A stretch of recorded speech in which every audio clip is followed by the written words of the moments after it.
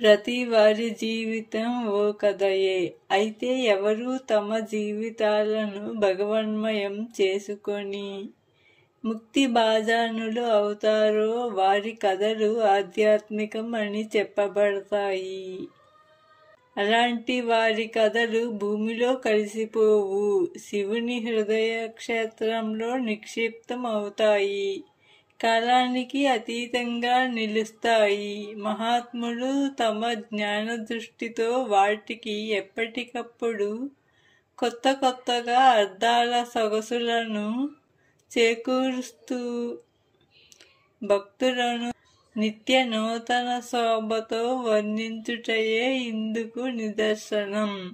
సాధకులు వాటిని విని ఉద్దీపన చెంది ఆత్మోన్ముఖులు అవుతారు.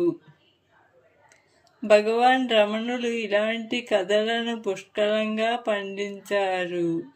వారి కథనా విధానం నిరుపమానం, హృదయంగమం. అన్ని వయసుల వారు చేష్టలుడిగి కళ్ళు ఒళ్ళు సర్వస్వం ఆయనకు అప్పగించి మరీ వినేవారు. రమణ భగవానుల బోధనా రీతి అద్వితీయమైనది. మౌనం దాని శుద్ధరూపం కాగా, వాగ్రూప మితభాషణం, వైభవ రూపం మితవాక్కులతో తృప్తి తీరని వారికి చక్కటి సంఘటనలను కథలను కూడా వారు దృష్టాంతములుగా ఇచ్చుట కద్దు.